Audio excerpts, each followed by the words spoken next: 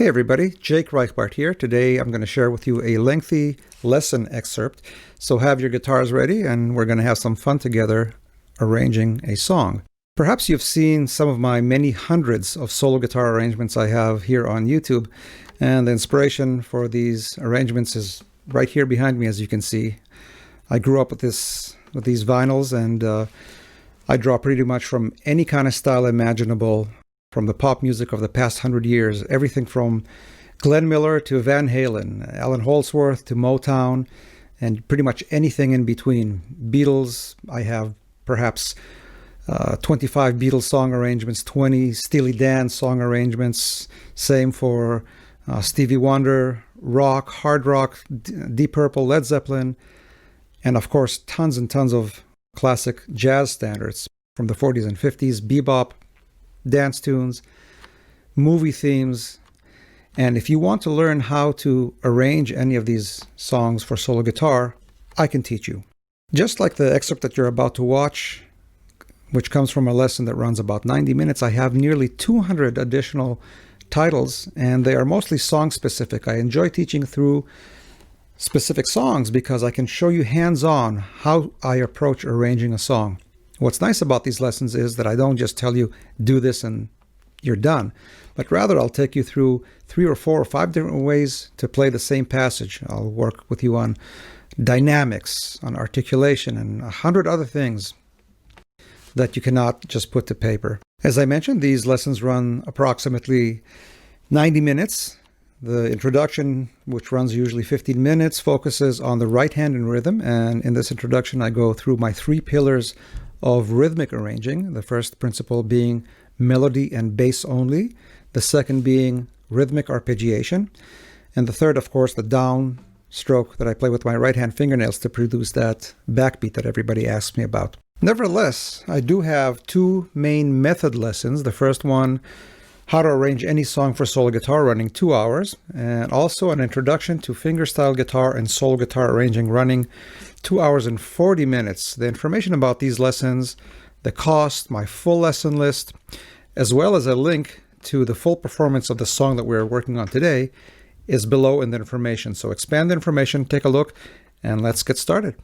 The introduction to the song, which is also used as an ending, is that quite famous piano introduction, arpeggiating the chords.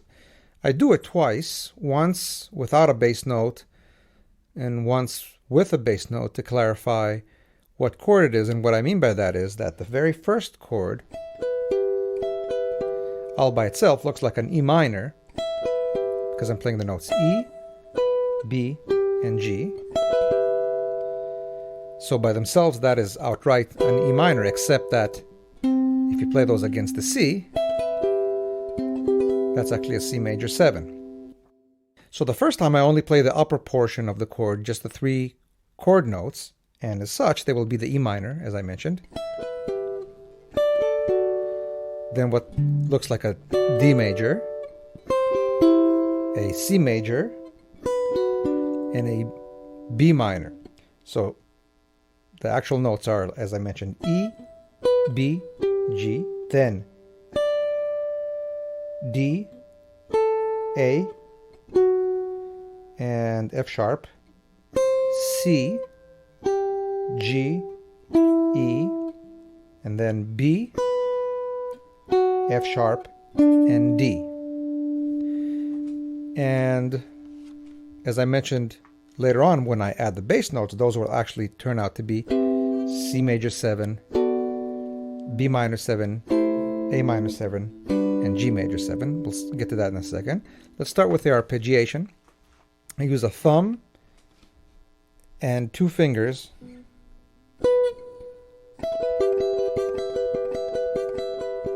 to arpeggiate these. Second finger, first finger, thumb, and repeat.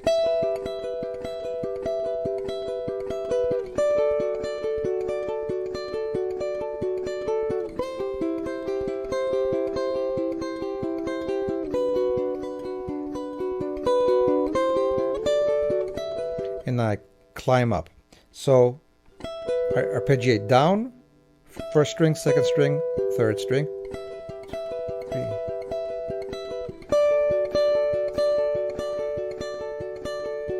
And each chord is played 6 times. 6 times. 1, 2, 3, 1, 2, 3, 1, 2, 3, 2, 3, 1, 2, 3, 1, 2, 3, 1, 2, 3, 1, 2, 3. And before I go to the second time with the bass notes, the last time is 2, 1, 2, 3. In other words, the B minor triad, C triad, D triad.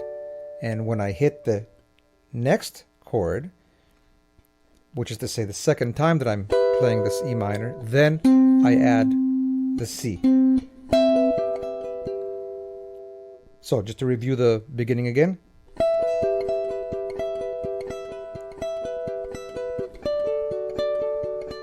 And the way I there are really 2 shapes only. The minor triad, played here and here, which is just done by pressing one finger down on the upper 3 strings, either on the 12th fret or the 7th fret.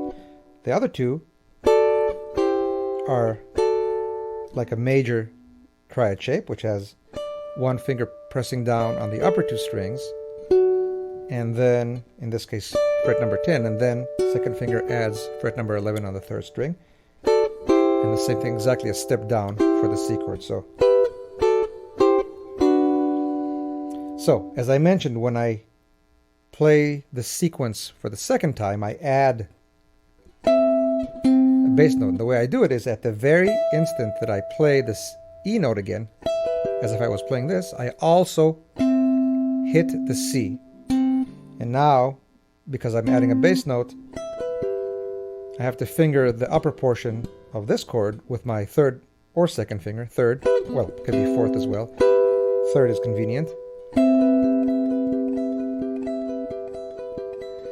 And I only hit this note, the C in this case, just once. And this is the C on the 4th string, 10th fret, by the way. And then proceed to do everything else as I've done in the first time round. But what I try to do very carefully, if possible, is let this C note ring, sustain throughout the entire time that I'm playing this arpeggiation. So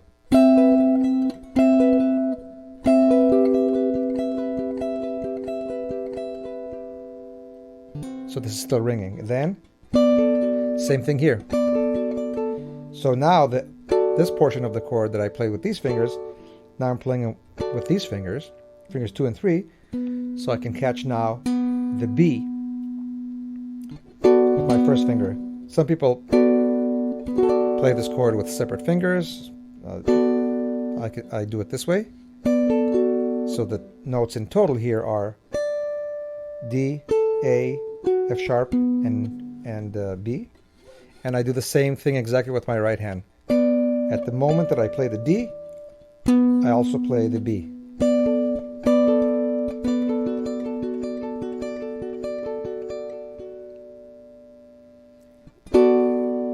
And I try to sustain this as long as I can. One thing that I might do before going here, the last time I'm playing it, I might play it chromatically.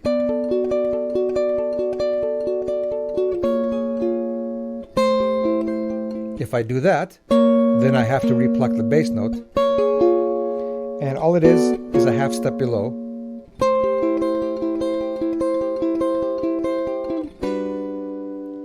And when I hit the G major for the last time, I just let it sit. 3, 2, 2, 3. Before I start the melody. So I'm going to review the whole thing right now.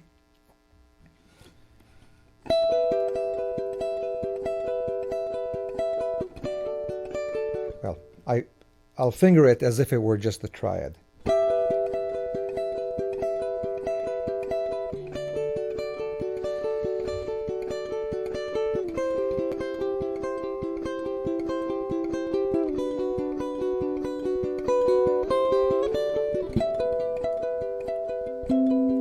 I kind of missed that C there.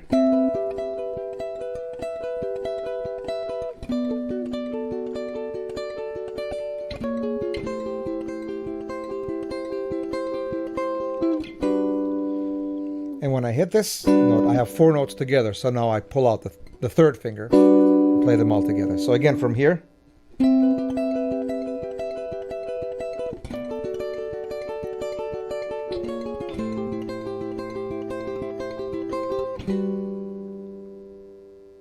And that is basically the introduction. And we are about to start the first verse.